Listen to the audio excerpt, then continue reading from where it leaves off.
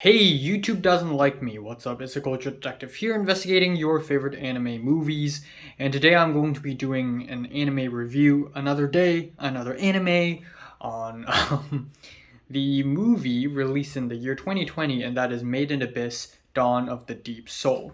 Now, even though I didn't have a lot of time to watch that many animes or movies this year so far, one thing I did was binge watch Made in Abyss Season 1, and that anime sort of blew my mind. It is one of the most interesting and engaging fantasy animes I've ever seen, with really, really likable characters and also a fair bit of emotional trauma and literal physical torture.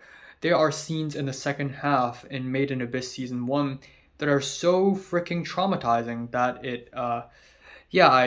I've watched a fair share of movies and disturbing movies and disturbing TV shows.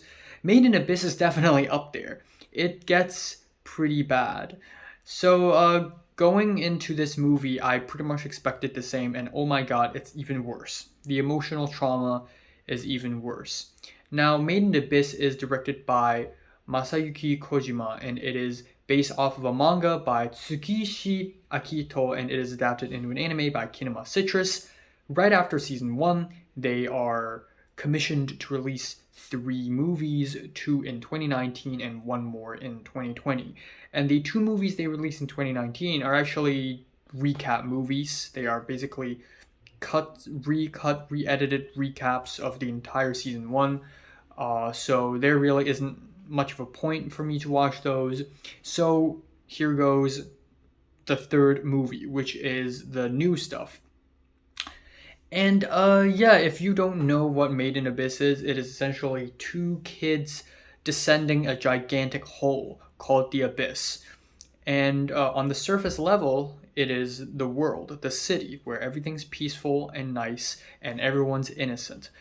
But then this entire city is built around this gigantic pit called the Abyss, and there are layers to the Abyss. There's layer 1, the edge of the Abyss, layer 2 is the inverted forest, layer 3 is the Great Vault, and layer 4 is Goblet of Giants. And so far in season 1, they have descended 4 layers. And the deeper they go...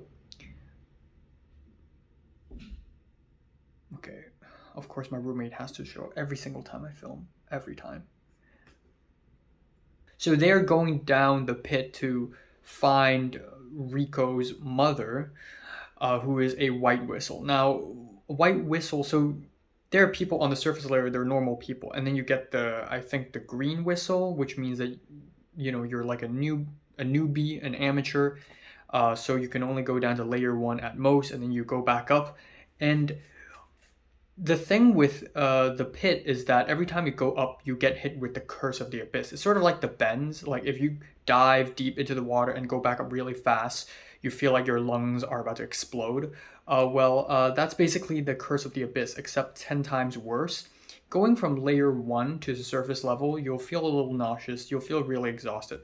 Layer 2 to layer 1, it's going to be even worse. You will lose your balance. You will lose things.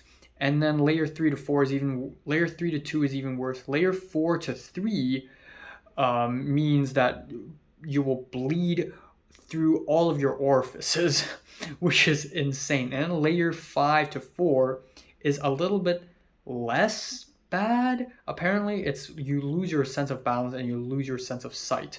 And then layer 6 to 5, it's way worse. You essentially either lose your humanity or straight up die. So that's really, really scary. And anyways, they're descending this pit, just 2 kids up against all the horrors of the abyss, all the weird creatures and weird enemies and dangerous landscapes they have to approach. Just 2 freaking kids, and they're up against all this horror. And they have made it to layer 4, where they met Nanashi, who was originally a human being who got transported down to layer 5, and some evil people, Bondrewd, did some scientific experiments on her and other kids, and many other people died, and she's the only survivor, and she escaped and went to layer 4 again. So this movie is basically them entering layer 5 and fighting Bondrewd, and that's the whole movie. This is actually 12 chapters in the manga, so for a 1 hour and 44-minute long movie, this is the right runtime.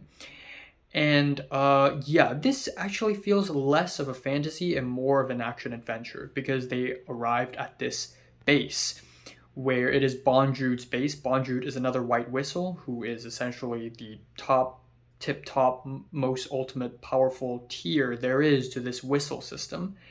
And he essentially does these science experiments on kids. And you know where I'm going. If you've watched enough anime, you know where this shit is going. It's going to be very violent, very brutal, and very traumatizing. And oh boy, it is very traumatizing.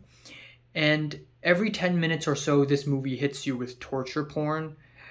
And even if it's not Bonjude, the villain, doing some incredibly fucked up shit to children, then it would be something else, like a creature, an animal, violently dying or violently killing something else. It's every 10 minutes you get something like that.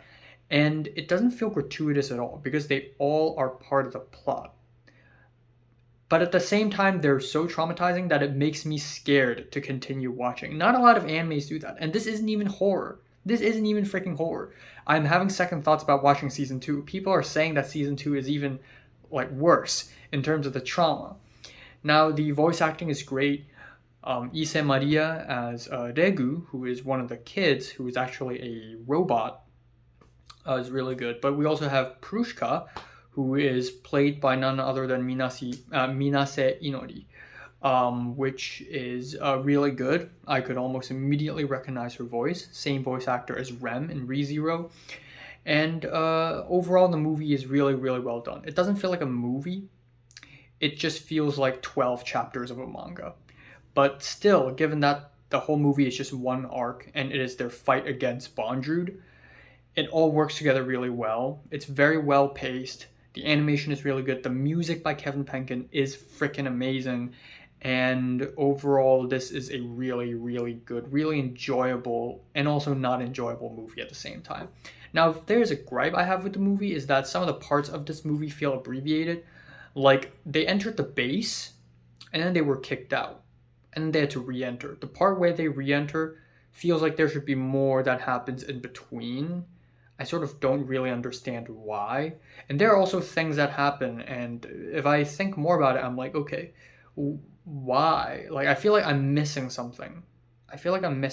Like, where did Nanachi get those earpieces? Because at some point, the three main characters started, like, talking to each other through earpieces, like they're a bunch of FBI agents, and I'm like, where did they even get those? So, there's that. But overall, it is a very well-made, well-written anime movie, and it's just one of those stories where literally nothing could happen. Like, the three main characters could be eating fish, and it would still be entertaining.